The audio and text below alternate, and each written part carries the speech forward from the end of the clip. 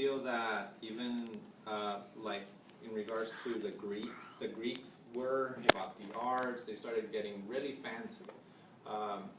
So when you talk about the Greeks, you talk about you know, the Pythagorean theorem. You talk about just the Parthenon, which the Parthenon is like this humongous just architecture that exists, that even when you look at it, you wouldn't even consider. I mean, it's just beautiful altogether, but then when you look at it too, you have to consider that there's a golden ratio embedded into the way that it's made. Again, they were able to see these patterns within nature, and through these patterns in nature, they were able to implement that into their structures, and through their structures, you get to see what's beautiful. But regardless of just making it beautiful, they also had to embed the math behind it. So when you see the columns themselves have a certain structure to where they're spaced out perfectly. But so it wasn't so much the minerals, because they're going to give us this beautiful finish at the end, but at the same time it's harder to use.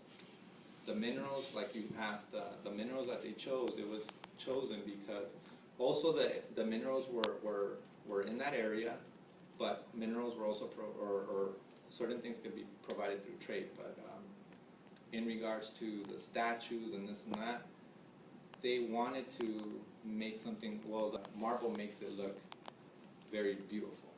Why do you think there's some temples that are fully, well, not, that have some portion of the temple and some temples that have completely like nothing? So that just goes to tourism. Why would some of these statues or buildings still be in place? Because you recognize that building or that statue as being part of that country or that city, that famous city. So since you've been to that city or you want to go to that famous city, then you want to go see that famous building or that famous statue. Why haven't some other statues been taken care of? Because nobody remembers them. And if nobody remembers them, then what's the point of fixing it up and making it look nice if nobody remembers anything special that happened in that building? Yeah, you would want to go see it. But then these other buildings that have been left alone and nobody ever knew or doesn't know enough about them, well, why are they going to take care of it? They don't appreciate it. They don't know the value of it, so they're going to let it just kind of be destroyed. While we still take care of these big, you know, buildings and special statues, because we want the tourists to come to our country and say that they saw that special building or statue. But if the statue or the building is not there anymore, then why are they going to come to your country?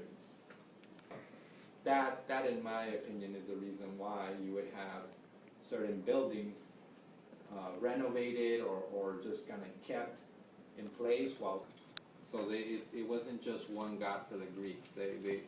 So the fact that they had multiple gods, they had multiple beliefs. That's why they had multiple statues too. So it wasn't just you know, I mean, they had their mythology of just, you know, Zeus and all these great kind of characters explaining everything that was happening around us.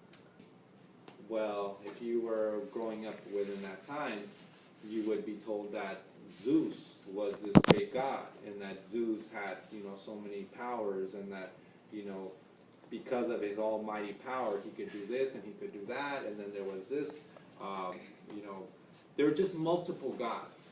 There were different gods for different reasons, and they felt that in regards to the statues was showing an appreciation for that god, saying thank you for this or thank you for that. So according to all the research that we found and accumulated throughout this whole project, we still think that the Greek architecture will still be present in the future, in architecture, possibly buildings and other stuff.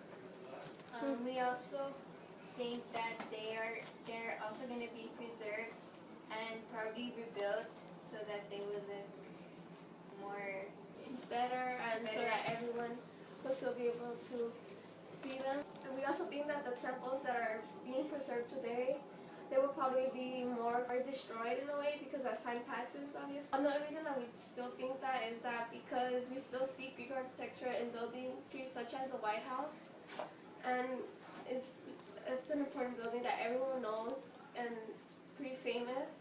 So that's another reason why we think that Greek architecture will still be present in the future.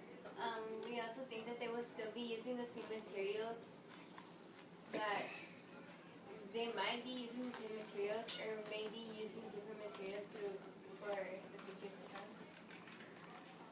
come. They might either still use marble, which is what they've been using throughout the past years, or they might use any minerals that they find easy to use, but that are still very durable and will last